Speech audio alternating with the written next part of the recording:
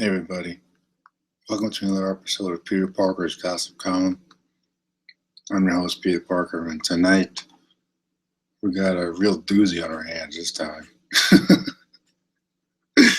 So word on the street is the Venom spinoff that nobody thought was actually happening is actually happening, and apparently they got their guy cast as Eddie Brock, and his name is Tom Hardy. Now the casting isn't my problem. The problem is that this movie is actually happening without Spider-Man, mind you. Do I need to remind people that there is no Venom without Spider-Man? It's not how the story goes. It's like, yes, the symbiote hates Spider-Man. That's part of what makes Venom who he is. Yes, there are comics where he's on his own in his own series, but it's not until after he's introduced in the Spider-Man comics. It's like if Mary Jane isn't introduced in the freaking Ant-Man comic or a Tony Stark comic, she's introduced in Spider-Man because she's a Spider-Man character. Venom is more or less Spider-Man's like arch nemesis. Like he has his own comic series, but he's spun off of Spider-Man. Like the symbiote was attached to Spider-Man first. I don't know how the hell you do a freaking Venom movie where you don't explain that. I mean, least of all, make it a freaking R-rated movie. Like what? And like Sony Pictures clearly hasn't learned from Ghostbusters and how that movie failed every level. Failed on every freaking level you can imagine. Nobody watched that movie and lost like millions of freaking dollars. Pretty sure they got rid of the shit that greenlit that stupid project in the first place. And they turn around and do this.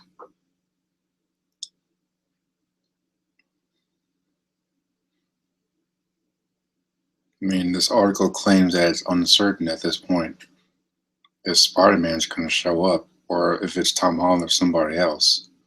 Maybe Maguire or Garfield. I really don't care. But like, just put it in the freaking MCU. Why do you need to make a separate movie about Spider-Man's biggest enemy next to the Goblin? Like, no one's gonna watch a freaking Two-Face movie without Batman showing up. It's the same reason like Catwoman never worked on her own because she wasn't next to the Batman. Okay, Halle Berry running around in tights, but she's got no one to play off of. Same reason.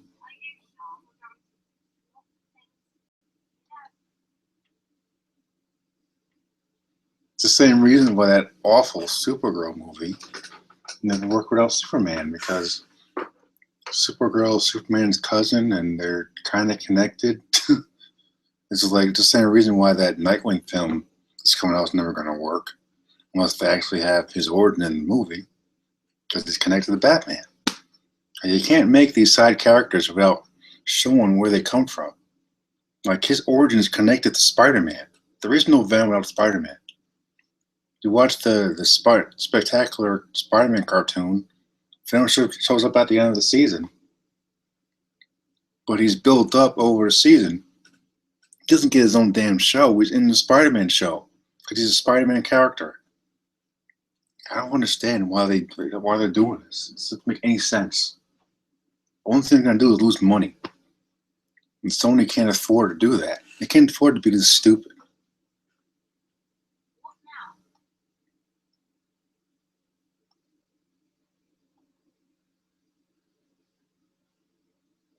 I mean, I guess as long as freaking old ass Avi Arad is still around, they still have idiots that greenlight these stupid projects that make no sense.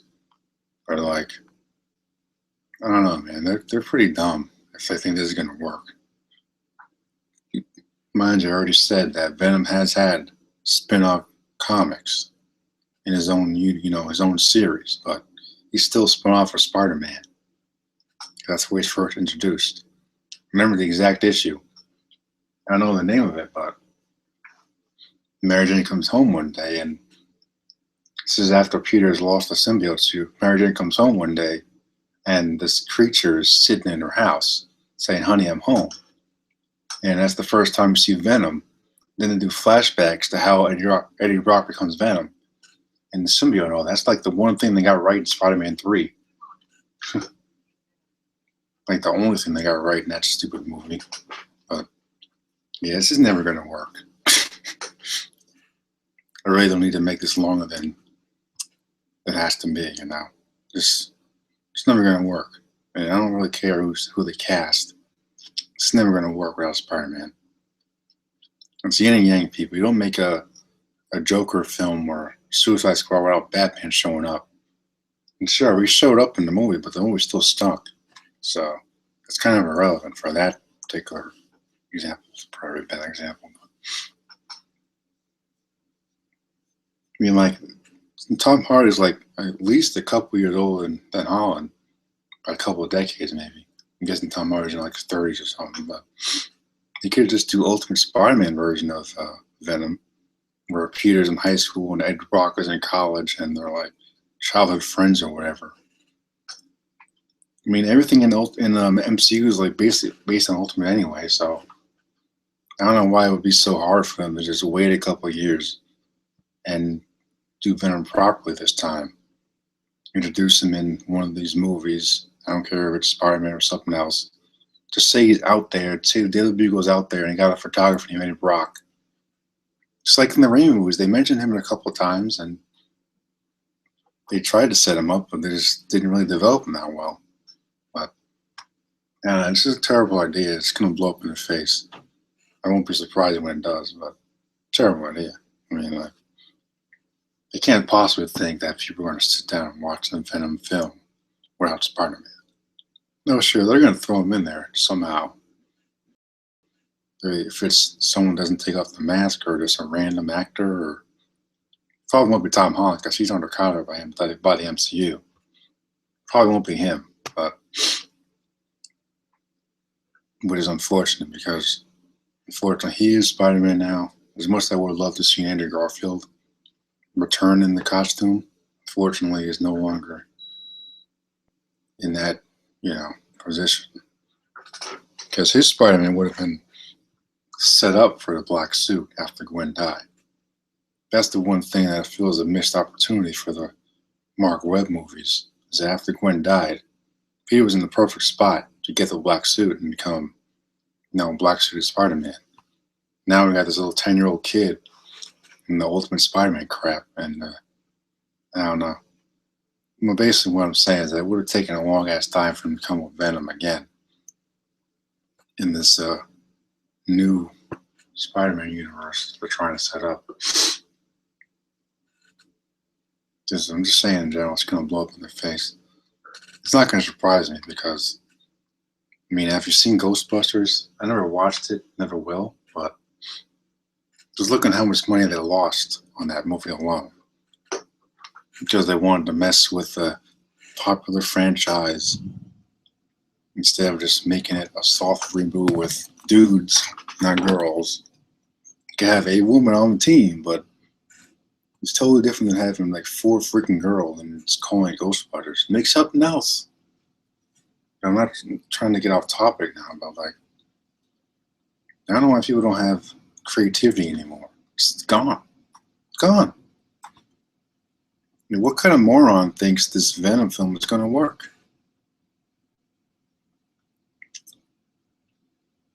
It's going to make it R-rated. Like, what the hell is he going to do in his own movie? I'm confused. Is what I'm saying. I was reading Spider-Man comics since I was a kid. I'm like, Venom. I never read any Venom comics on his own. I know he's been in some comics on his own, but I've only read the ones where he's in Spider-Man comics. Pretty big difference. Like, he's kind of anti-hero in his own series, but he's not that interesting, I don't think, in his own movie. Not out Spider-Man, because the characters are connected. You can't do one without the other. You can't. You can't.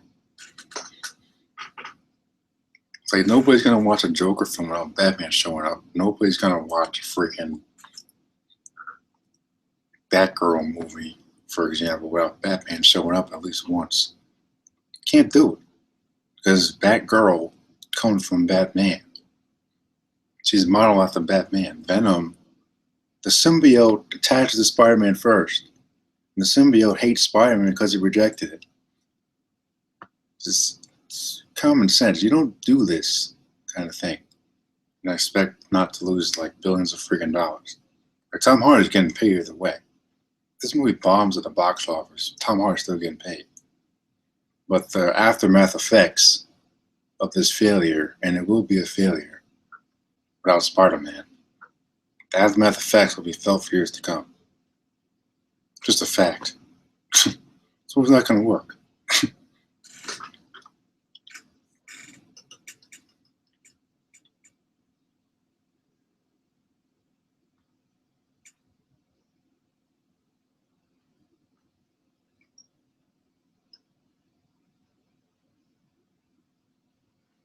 This is freaking hilarious. It's hilarious.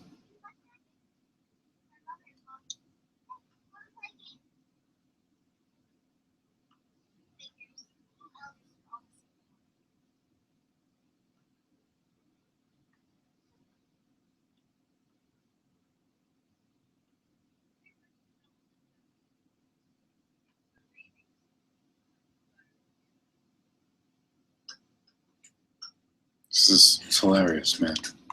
I guarantee Avi Rod's the one that greenlit this stupid project. That guy's a moron.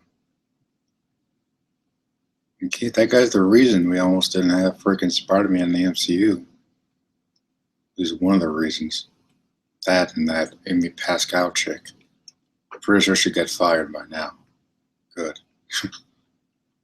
Like, I wish this movie could be canceled, but Sony's so greedy by the freaking money, they just think that any Spider-Man character is going to make them money. But they're not thinking about the long term. How this is going to affect Spider-Man in the MCU. And when this movie bombs the box office, Spider-Man in the MCU is going to be in trouble. It's going to be in trouble. Because it doesn't matter how good Homecoming is. Even if that movie bombs, they're still going to make this. Sony's not a company known for backing down. So, either way, us fans are going to feel repercussions. We're all going to be screwed as far as I'm concerned. So, my advice to you diehard fans out there, think with your wallets. Don't pay to see this. Hey, don't even watch it on TV. Just show Sony who's really in charge. You know what I'm saying? Don't watch it. Like, I'm not. I'm not going to watch those garbage-ass Star Wars movies coming forward. Maybe on cable. But that's Star Wars. It's a different topic. But yeah, don't waste your time on this. It's not like freaking Deadpool, who actually is known for being on his own. He's a mercenary. Like Venom, he's not that interesting on his own. He's more interesting when he's clashing with Spider-Man. Because they have history. Like, who the hell is going to be in the Venom movie? What would the plot be? What the hell would the story be? That's stuff that people ain't thinking about. What the hell would the story be? Someone please tell me. Someone tell me, please. I don't freaking know. It's just so stupid. You know, like, Suicide Squad should have been enough of a red flag that movies about villains don't work without heroes. I know Batman showed up in that movie, but he was in there for, what, 10 minutes? The movie stunk, but, like, this movie's not going to work. That's really all I got to say about it. So, it's a short video to get my thoughts out on this topic. Yeah. Hopefully Homecoming does good enough to get some sequels, but this Venom film might be the end of MCU Spider-Man because, unfortunately, they still have the biggest claim to Spider-Man. Marvel doesn't own Spider-Man fully. Maybe if this movie doesn't do too well, Disney will buy Spider-Man. I heard a rumor about that a while ago, but who knows, man.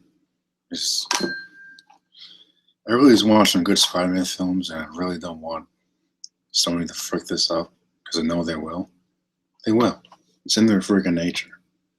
They've had, what, 2 Spider-Man reboots by now? Like, you clearly can't get that character right, so how in the world are they going to do a Venom movie?